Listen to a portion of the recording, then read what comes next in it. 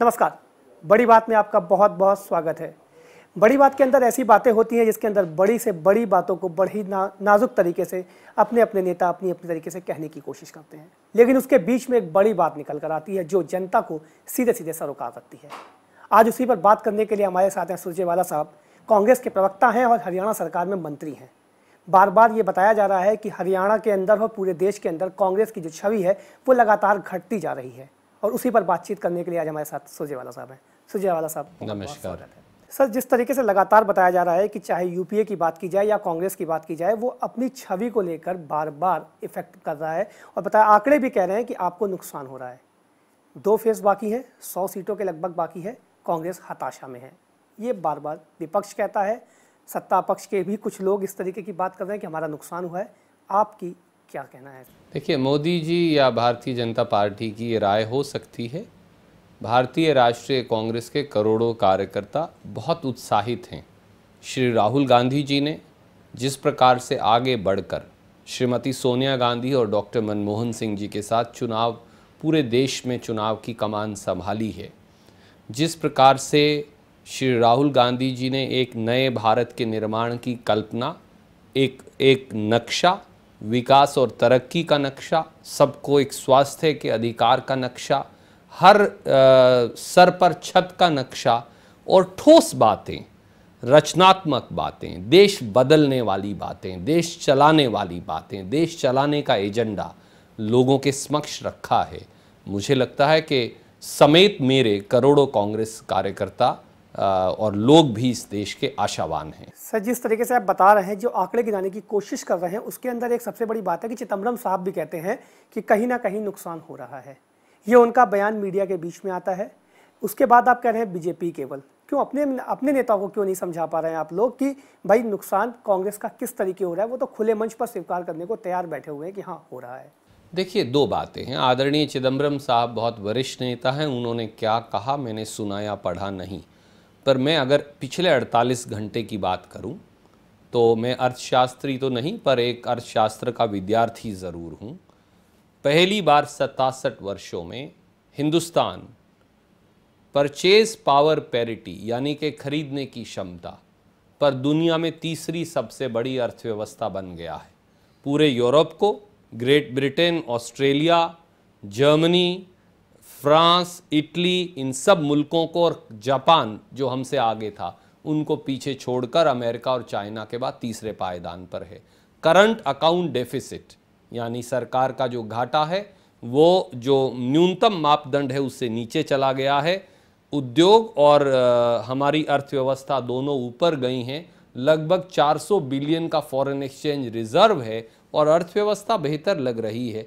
मुझे लगता है कि आर्थिक मापदंड और सामाजिक समावेश के मापदंड जो कांग्रेस ने कल्याणकारी योजनाओं को अधिकार में बदल कर दिए हैं, चाहे वो भोजन का अधिकार हो, चाहे वो किसान को उचित मुआवजे का अधिकार हो, चाहे वो शिक्षा का अधिकार हो, चाहे वनवासी आदिवासी को अधिकार हो, चाहे वो सूचना का अधिकार हो, चाहे बहुत सारे एंटी करप्शन लॉज हों लोकपाल के समेत, तो मुझे लगता है पारदर्शिता, समावेशी विकास और आर्थिक प्रगति ये शायद जो हैं यूपीए की सरकार और आगे आने वाले भविष्य के सूचक। सुरजेवाला साहब, जिस तरीके से आपने आंकड़े गिनाए उस तरीके से 91 के बाद की सरकारों के अंदर देखा जाए तो एक आंकड़ा और भी कहता है कि गरीबी हिंदुस्तान में लगातार बढ़ी है, अर्थव्यवस्था लगातार चरमराई है। पिछले 10 साल का इतिहास देखा जाए तो 2004 के बाद की अर्थव्यवस्था से आपकी जो ग्रोथ रेट है वो 8 पॉइंट से लगभग 6 पॉइंट पर आके टिक गई है। 2% का ग्रोथ रेट घटा है इस सरकार के अंदर।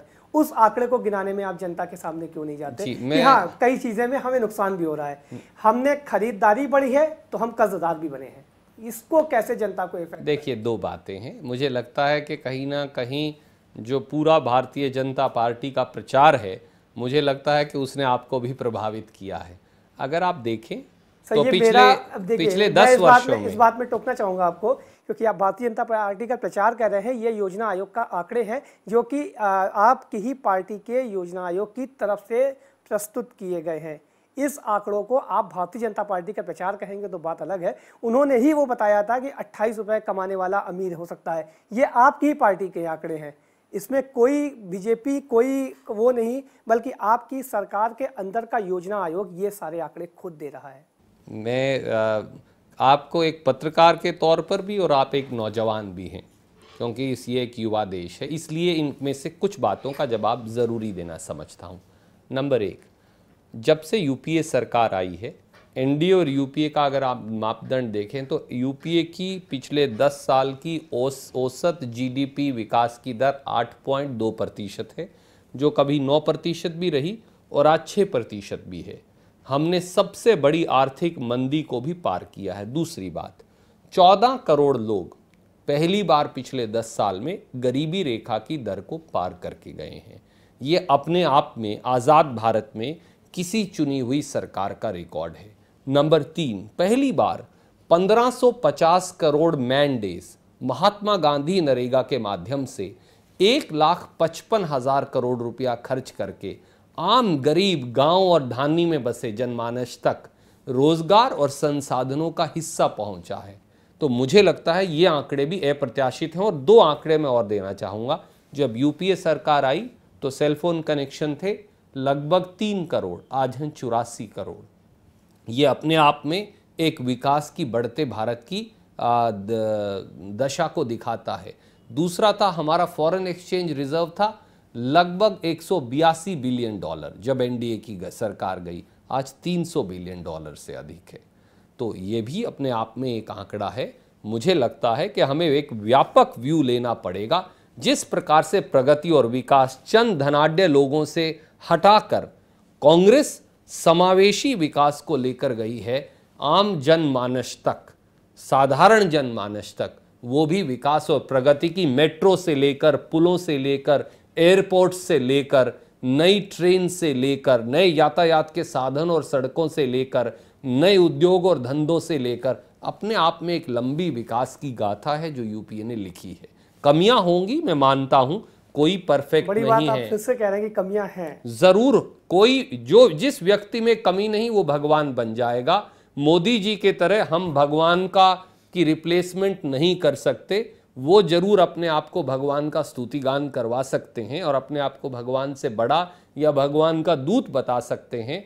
हम तो एक साधारण इंसान हैं और इंसान के अंदर कहीं कमियां भी होंगी, कहीं खूबियां भी होंगी। महत्वपूर्ण बात यह है कि डॉक्टर मनमोहन सिंह जी ने और उनसे भी बढ़कर श्रीमती सोनिया गांधी जी ने और कांग्रेस ने ईमानदारी से, अच्छी नीयत से और सबको साथ लेकर समावेशी भारत की संरचना के लिए विकास किया। बढ़कर आप भी कह रहे हैं, बढ़कर बहुत सारे लोग कह रहे हैं कि मनमोहन से ज़्यादा बढ़कर काम सोनिया ने किया। पावर सेक्टर वही था। संजय बारू साहब की मैं बात कर रहा हूँ, उन्होंने बुक में भी लिखा।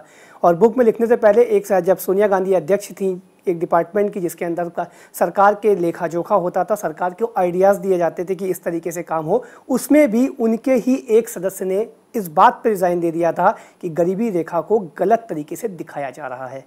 उन्होंने फूड सिक्योरिटी बिल उनका सबसे बड़ा एजेंडा था। जब ला रहे थे फूड सिक्योरिटी बिल, तब उन्होंने इस बात को, हरीश जी की मैं बात कर रहा हूँ, उन्होंने इस बात पर रिजाइन दे दिया था कि गरीबी रेखा को लगातार सरकार गलत रूप में दिखा रही है। उस चीज को कैसे साफ करेंगे? पार्टी की अध्यक्षा हमेशा पार्टी सरकार से बड़ी होती है और बड़ी रहेगी। सरकार पार्टी से है, पार्टी सरकार से नहीं है। ये बात हमें अवश्य समझनी पड़ेगी। हमारी जो आइडियोलॉजिकल, सोनिया गांधी है, देखिए, एक मैंने इसीलिए आपको दोबारा मैं दोहराना चाहूँगा, सरकार से पार्टी हमेशा बड़ी रहेगी क्योंकि सरकार की जननी पार्टी है। इसलिए जहाँ तक सैद्धांतिक नीतिगत बातें हैं, आइडियोलॉजिकल बात जो है, आइडियोलॉजिकल डायरेक्शन जो है सरकार को, साहब आप एक सेकेंड आप सुनिए, आइडियोलॉजिकल जो है डायरेक्शन सरकार को वो पार्टी देगी। सरकार का संचालन सरकार के मुखिया करेंगे। संजय बारू जी एक सस्ती बातें एक किताब बेचने के लिए कर सकते हैं और हर व्यक्ति को आजकल, पहले वो बिल्कुल लेफ्ट ओरिएंटेड हुआ करते थे, आजकल वो नए नए मोदी जी के रणनीतिकारों के साथ बैठने लगे हैं। उनकी बुक का जो टाइमिंग है, उनकी उस सस्ती राजनीति को और छोटी सोच का दर्शक भी है। जिस प्रकार से प्रधानमंत्री जी और उनके परिवार ने उनके बारे में बताया है, मेरे ख्याल से मुझे संजय बारू जी के बारे में टिप्पणी करने की ज़रूरत नहीं, उनको ज़्यादा मान देने की आवश्यकता भी नहीं। उनकी छोटी सोच और सस्ती जो मानसिकता है वो सर, उनकी आप किताब सबकी- के अंदर झलकती आप है। सबकी छोटी सोच बता सकते हैं। आपने अभी बताया कि पार्टी बड़ी होती है, सरकार की जननी होती है। बिल्कुल। जिस वक्त के कामराज अध्यक्ष थे आपकी पार्टी के, कांग्रेस के, इंदिरा गांधी खुद प्रधानमंत्री थी, के कामराज का खुला विरोध करके उन्होंने पार्टी तोड़ दी थी। अब देखिए, इंदिरा अगर आई आप बना, कांग्रेस आई बनाने आई थी वो उस वक्त, क्या कांग्रेस की ये रणनीति नहीं थी कि पार्टी अध्यक्ष की थोड़ी इज्जत कर लेनी चाहिए, उनकी बातों का सम्मान कर लेना चाहिए? अब अगर आप इतिहास के पन्नों को उल्टेंगे तो आप ये भी पाएंगे कि जो कामराज जी का और श्रीमती इंदिरा गांधी जी का ईरा था, हालांकि वो मेरे और आपके पैदा होने से शायद पहले का ईरा है, पर एक वास्तविकता इतिहास के उन पन्नों में ये भी छुपी है कि देश में गरीबी हटाओ की बात, देश में प्रीवी पर्सेस अबॉलिशंस की बात, देश में दोबारा से जो आम जनमानस है उस तक बैंकिंग व्यवस्था पहुंचाने की बात, वो उसी पार्टी के टूटने से हो पाई, क्योंकि श्रीमती इंदिरा गांधी गरीब की पक्षधर थी। और जब उन्हें ये लगा कि गरीब का वो आइडियोलॉजी पार्टी के अंदर उसमें कुछ लोगों के द्वारा उसका संचालन नहीं हो पा रहा, तो उन्होंने पार्टी बनाई। और बाकी फिर वो सब लोग, मेरी बात का प्रमाण केवल इससे आ सकता है कि इंदिरा जी ने पार्टी जरूर अलग बनाई, पर 1980 के बाद वो सब लोग वापस इंदिरा जी के पास आए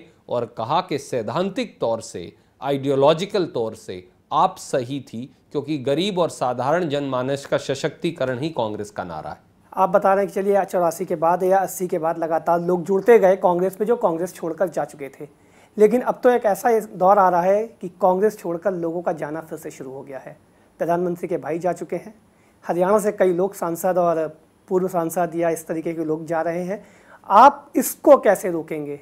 देखिए, प्रधानमंत्री जी के जो भाई हैं वो ना तो कांग्रेस पार्टी के सदस्य थे, ना राजनेता थे। ये उनका व्यक्तिगत निर्णय हो सकता है। मैं परिवार के सदस्यों के बारे में व्यक्तिगत टिप्पणी करना कम से कम ना मैं अधिकृत हूँ और ना उचित समझता प्रधानमंत्री जी के परिवार के लिए। जहाँ तक कांग्रेस पार्टी के अंदर से कुछ लोगों के जाने की बात है, आप ये भूल जाते हैं कि वाजपेयी जी के परिवार का एक ही सदस्य राजनीति में, वो हैं श्रीमती करुणा शुक्ला जी, जो उनकी भतीजी हैं और भाजपा की महिला मोर्चा की अध्यक्ष थी। इतनी घुटन मोदी जी की सोच और कर्मों से उनको मिली कि वो पार्टी छोड़कर उन्होंने एक बार फिर सोनिया जी का और राहुल गांधी जी का झंडा उठा लिया। तो ये भी आपको दर्शाती है कि वहाँ क्या सोच है। वहाँ तो जो घोषणा पत्र कमेटी के मुरली मनोहर जोशी जी के साथ सबसे महत्वपूर्ण सदस्य थे जसवंत सिंह जी, उनको न केवल बेइज्जत करके मोदी जी और राजनाथ सिंह जी ने निकाला, परंतु उन्होंने ये भी कहा कि अब असली और नकली भाजपा की लड़ाई है। जिस प्रकार से मुरली मनोहर जोशी जी को बेइज्जत किया गया एक सीट के लिए, जिस प्रकार दर दर की ठोकरें खाने पर मजबूर किया गया पितृपक्ष के व्यक्ति और वरिष्ठ नेता लालकृष्ण एडवाणी जी को, जिस प्रकार लालजी टंडन जी के साथ व्यवहार किया गया, जिस प्रकार दूसरे जो भाजपा के नेता हैं वो अलग अलग तरह से सीपी ठाकुर जी से लेकर बिहार में और हिरेन पाठक जी तक गुजरात में, जो 7-7 बार एमपी रहे हैं, उनको बदलकर एक फिल्म स्टार को लेकर आया गया जिसको हल्के में जाने की फुर्सत नहीं मिली। ये दिखाता है कि भाजपा का चाल चेहरा, चरित्र बदला है, कांग्रेस तटस्थ खड़ी है। वक्त एक छोटे से ब्रेक का है, ब्रेक के बाद फिर से लौटते हैं और ये चर्चा जारी रखते हैं। वक्त अभी छोटे से ब्रेक का।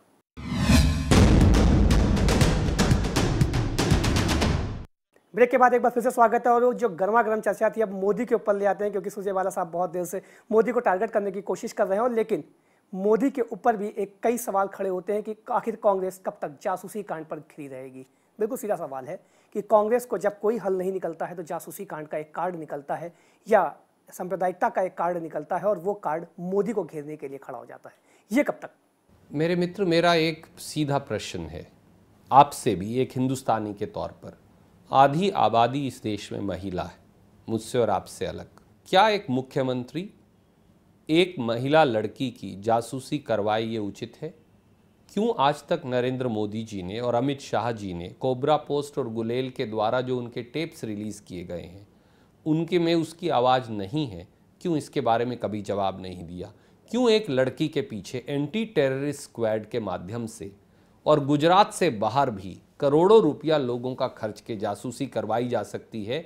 और क्यों फिर मोदी जी लड़की के पिता को लेकर आते हैं खुद की सुरक्षा के लिए कि मेरे कहने से बगैर दरख्वास्त, बगैर शिकायत, बगैर एफआईआर के मैंने एंटी टेररिस्ट स्क्वाड से बोलते हैं कि जासूसी करवाई? क्या इसका मतलब इस देश की आधी आबादी को पुरुषों की इजाजत पर उनकी जासूसी करवाई जाएगी? ये मूलभूत प्रश्न है। और मैं एक बात और कहूंगा, अगर भारतीय राष्ट्रीय कांग्रेस और देश के कानून मंत्री ये कहते हैं कि एक सिटिंग हाईकोर्ट जज मोदी जी के ने जासूसी करवाई या नहीं करवाई, ये बड़ा महत्वपूर्ण प्रश्न है। अच्छा, उसकी जांच करेंगे। इतना लेट क्यों हो गया कहने में? तो इसमें मोदी जी को डर क्यों लग रहा है? भाजपा इतनी विचलित क्यों है? लेट क्यों हो गया कहने में आप? देखिए, दो बातें हैं। जब कमीशन ऑफ इंक्वायरी एक्ट में भारत सरकार ने निर्णय किया कि एक जज से इंक्वायरी करवाएंगे, तो बार बार भाजपा ने क्या विरोध किया, मैं आपको याद दिलाना चाहूंगा। विरोध था कि हम किसी रिटायर्ड हाईकोर्ट जज या सुप्रीम कोर्ट जज से इंक्वायरी नहीं चाहते, हमें निष्पक्ष जांच चाहिए। वो निष्पक्ष जांच अब एक सिटिंग जज, अब आप पूरी देश की जुडिशरी जो एक थर्ड एस्टेट है, फोर्थ एस्टेट आप लोग हैं, उन पर पूरी जुडिशरी पर प्रश्न चिन्ह लगाएंगे, तो ये आपकी मानसिकता, आपके भय और आपकी सोच को। सुरजेवाला साहब, जासूसी कांड को लेकर आप अब आ रहे हैं। जासूसी को लेकर कई बार आपकी सरकार पे भी सवाल खड़े हुए हैं और वो आपके ही मंत्री ने, उस वक्त मौजूदा मंत्री ने आपके ही मंत्री के ऊपर सवाल लगाए थे। मैं प्रणब मुखर्जी की बात कर रहा हूँ। चिदम्बरम साहब के ऊपर गृह मंत्री रहते हुए सवाल उन्होंने खड़े किए थे, आपको याद होगा। उसकी जांच आपने शुरू करने की बात नहीं कही आज तक। उसके अलावा भी कई जासूसी कांड को लेकर जिसके अंदर बताया गया था, अरुण जेटली का टेप रिकॉर्डिंग की बात आई थी, जिसकी जासूसी की कांड की बात, जासूसी की जांच की बात आई थी, इसकी भी आज तक जांच नहीं हुई। और जब जब मुद्दा उठता है किसी जासूसी कांड की जांच, तो मोदी, और उतना लेट क्यों? ये सवाल आपको लगातार खड़े करेंगे आपके सामने। जी बिल्कुल, और इनका इस वक्त चुनावी टाइम पर क्यों? बिल्कुल, इन सवालों को खड़ा करना भी चाहिए। नंबर एक, श्री प्रणब मुखर्जी ने स्वयं, और किसी व्यक्ति ने नहीं, स्वयं, पहले लेटर प्रणब मुखर्जी ने ही भी लिखा था। कृपया सुनिए पूरी बात। श्री प्रणब मुखर्जी, और आज भी वो राष्ट्रपति हैं, आप पूछ सकते हैं आपके चैनल के माध्यम से, उन्होंने स्वयं सार्वजनिक जीवन में, दादा बहुत समझदार व्यक्ति हैं, आज तो वो पहले नागरिक हैं, जब वो राजनीति में किसी पद पर नहीं थे, मैं बचपन से उन्हें देखता आया हूँ, दादा बहुत सोचकर बात कहते हैं। उन्होंने स्वयं कहा था कि कोई जासूसी की घटना नहीं हुई। नंबर दो, जब श्री अरुण जेटली जी के, सिर्फ एक सेकंड, जब श्री अरुण जेटली जी के फोन कॉल की रिकॉर्ड एक पुलिस के द्वारा ली गई, तो अरुण जेटली जी ने ब्लॉग पर क्या लिखा था कि जासूसी सबसे जघन्य अपराध मानवता के खिलाफ है। और अरुण जेटली की उस शिकायत पर एफआईआर दर्ज हुई, 2 पुलिस वालों को गिरफ्तार किया गया। आपकी जानकारी के लिए बता रहा हूं, चालान पेश किया गया है और वो ट्रायल हो रही है। तो मोदी जी के खिलाफ क्यों नहीं? चलिए, जासूसी कांड की अगर हटा दिया जाए तो मोदी से आखिर, अगर मोदी की प्रियंका को बेटी कह देते हैं तो दिक्कत, मोदी आपके किसी साथी को दोस्त कह देते हैं तो दिक्कत, राजनीति में इतनी खटास क्यों? आखिर आने वाले वक्त के राजनेता कैसे समझें कि मिठास में भी एक राजनीति हो सकती है और देश के विकास के लिए बात बन सकती है? क्योंकि एक वक्त ये था कि इंदिरा गांधी अटल बिहारी वाजपेयी को विदेश में स्पीच देने के लिए भेज सकती हैं, उनकी नॉलेज और उसके आधार पर। वो एक विपक्ष और सत्ता पक्ष का मेल था। आज इतनी दूरियां क्यों? देखिए, मैं आपसे सहमत हूँ।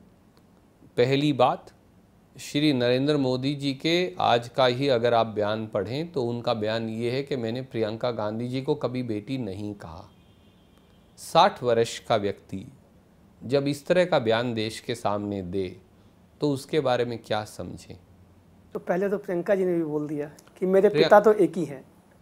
प्राकृत स्वाभाविक तौर से, परंतु श्री नरेंद्र मोदी एक तरफ, प्रियंका जी एक महिला भी हैं, एक पत्नी भी हैं, एक बेटी भी हैं और एक बहन भी हैं।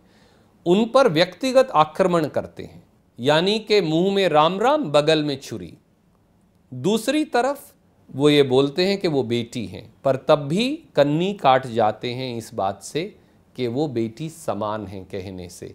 जब मोदी जी इतनी संकीर्ण मानसिकता से ग्रस्त हैं कि वो 60 वर्ष की उम्र में, या शायद उससे भी अधिक है उनकी उम्र, वो एक शहीद की बेटी को और एक शहीद की पोती को सम्मान देना भी उचित नहीं समझते, जिन्होंने इस देश के लिए कुर्बानी दी है, तो ईश्वर जो है और जनता वो अवश्य न्याय करेगी। दूसरी बात, श्री अहमद पटेल के बारे में जबरन दोस्ती का दावा मोदी जी की सस्ती मानसिकता को दर्शाता है, इसलिए कि वो ये सबूत करना चाहते थे कि श्री अहमद पटेल जी से उनके मित्रतापूर्वक संबंध हैं जैसे कि कोई साठगांठ है। परंतु अहमद पटेल साहब को खुद, जो एक बहुत संजीदा राजनेता हैं, बड़े तजर्बेकार राजनेता हैं, इसलिए ये कहना पड़ा कि कभी औपचारिक नमस्कार के अलावा न उन्होंने कभी मोदी जी को कोई कार्य कहा, न कोई फेवर ली, न कभी कोई फेवर लेने की सोची, और यहाँ तक भी कहा, और शायद आपके चैनल ने दिखाया भी, कि मैं सार्वजनिक जीवन से इस्तीफ़ा दे दूंगा। कृपया करके मोदी जी को दूसरों को मलाइन करना, नीचे दिखाना, भोंडे शब्दों का इस्तेमाल करना, जियर करना, सस्ती भाषा का इस्तेमाल करना, अपमानजनक तरीके से विरोधियों से पेश आना, ये देश बहुत महान है, बहुत बड़ा है। कम से कम वाजपेयी जी से ही सीख लेते, पर उनसे कहाँ सीखेंगे। उन्होंने तो राजधर्म की याद दिलाई थी मोदी जी को, वो नहीं सीखे, और जिस एडवाणी जी ने उनको सुरक्षित रखा था उस एडवाणी जी को ही बाहर निकाल दिया। तो बड़ा विवादित विषय है जिसको लेकर लगातार सवाल खड़े होते हैं। यथार्थ और वास्तविकता है। हाँ, इस पे बहस बहुत हो चुकी है। एक सबसे बड़ी बहस का मुद्दा ये भी है कि आप हरियाणा गवर्नमेंट में इस वक्त मंत्री भी हैं, उस मूवमेंट पर जिस वक्त सरकार के अंदर सवाल खड़े हो रहे हैं वाड्रा को लेकर, लगातार खड़े हो रहे हैं, और बीजेपी ने इसमें बाकायदा आपकी सरकार को कटघरे में खड़ा भी कर रखा है। एक निगेटिव कैंपेन आपके खिलाफ, कांग्रेस के खिलाफ वाड्रा को लेकर भी चलाया गया, जिसके अंदर आपकी सरकार कटघरे में है। इस पर क्या सफाई देंगे, क्योंकि वो सीधे सीधे सफाई आपसे मांगी जाएगी, सरकार से मांगी जाएगी। देखिए, 3 बातें मैं रखना चाहता हूं बहुत जिम्मेवारी से हरियाणा सरकार के प्रतिनिधि के तौर पे। श्री रॉबर्ट वडेरा या किसी अन्य कंपनी को पिछले 10 साल में कांग्रेस की चौधरी भूपेंद्र सिंह हुड्डा के नेतृत्व वाली सरकार ने 1 इंच भी ज़मीन नहीं दी। अगर कोई 1 इंच भी ज़मीन साबित कर देता है तो जो सार्वजनिक जीवन में कड़ी से कड़ी, जो लैंड डेवलपर्स को ज़मीन देने की बात करते हैं, मैं उसकी बात कह रहा हूं, अगर एक लैंड डेवलपर को भी सरकारी ज़मीन समेत वडेरा साहब के कोई अगर सबूत कर दे तो जो कड़ी सज़ा सार्वजनिक जीवन में मिल सकती है उसको लेने के लिए मुख्यमंत्री जी, मैं और हमारी पूरी सरकार तैयार है। नंबर 2, श्री रॉबर्ट वडेरा ने लगभग 4.25 एकड़ के एक कमर्शियल लाइसेंस जो उनकी मलकियत थी और जो बाकायदा कमर्शियल जोन में पहले से ही आती थी, उनकी खरीद से पहले से ही वो खरीदी, उसके लिए लाइसेंस अप्लाई किया। कानून के मुताबिक उनको उसमें से मात्र शायद 3.25 या 3.5 एकड़ का लाइसेंस हमने दिया। 0.8 एकड़ का लाइसेंस उनको डिनाई कर दिया, रिजेक्ट कर दिया गया। पूरा पैसा उन्होंने जमा करवाया, पूरी हमारी स्टैम्प फीस जमा करवाई, किसी कानून का उल्लंघन नहीं हुआ। नंबर 3, इस पूरे मामले को भारतीय जनता पार्टी, जो राजनीति एक सस्ती और शरारतपूर्ण राजनीति के लिए इस्तेमाल करती है, लेकर इलाहाबाद हाईकोर्ट गई।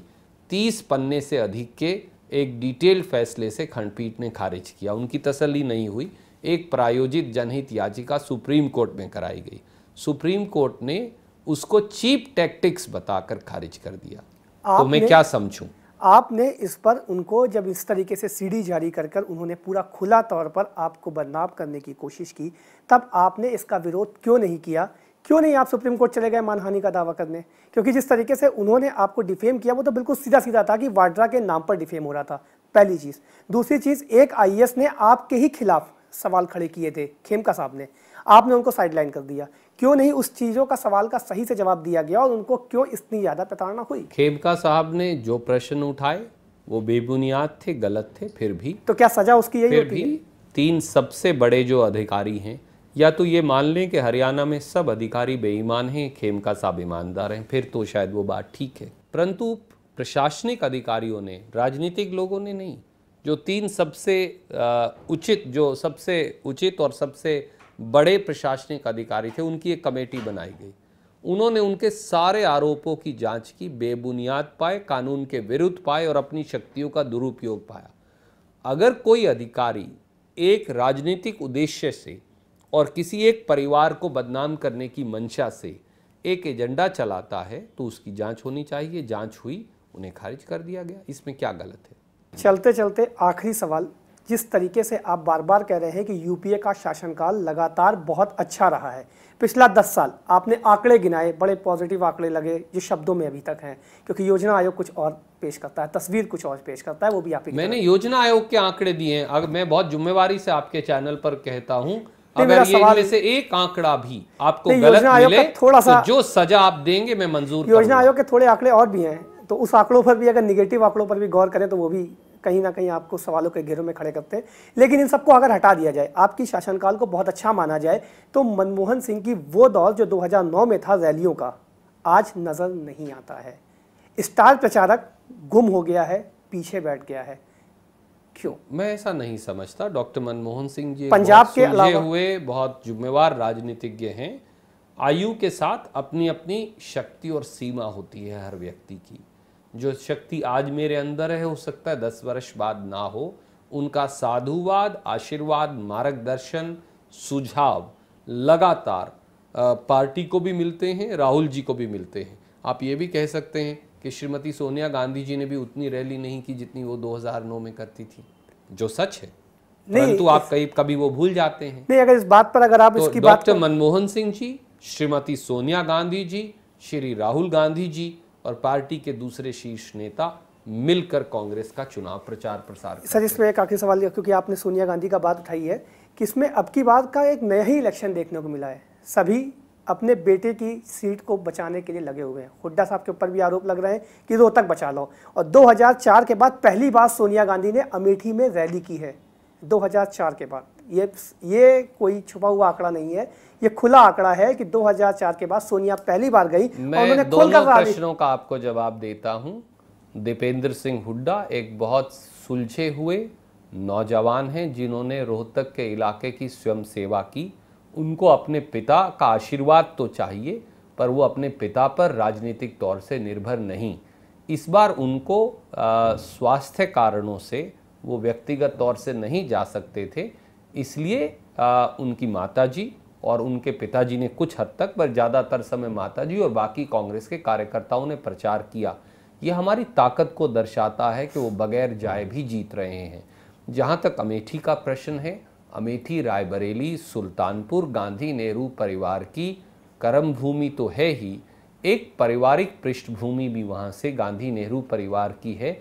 अगर अमेठी सोनिया जी अपने घर जाती हैं तो मुझे नहीं लगता किसी को ऐतराज होना चाहिए, क्योंकि अमेठी के लोग उनको 2004 अपार स्नेह, अपार प्यार और अपार जो है एक अपने परिवार के सदस्य की दृष्टि से देखते हैं, इसलिए वो जाएं, बहुत अच्छा है। इसमें क्या नहीं, 2004 के बाद उसमें किसी को, अगर मैं मेरे घर में जाऊं तो किसी को क्या ऐतराज होना चाहिए? चलिए, बिल्कुल ठीक है, बहुत बहुत बहुत शुक्रिया हमसे बात करने के लिए। तो बिल्कुल साफ है कि कोई ऐतराज तो नहीं होना चाहिए, लेकिन जिस तरीके के जवाब सुरजेवाला साहब ने दिए उससे एक बात बिल्कुल साफ हो गई है कि कहीं ना कहीं कांग्रेस के अंदर वो हलचल भी है, तो उसका जवाब देने के लिए कांग्रेस तैयार भी है।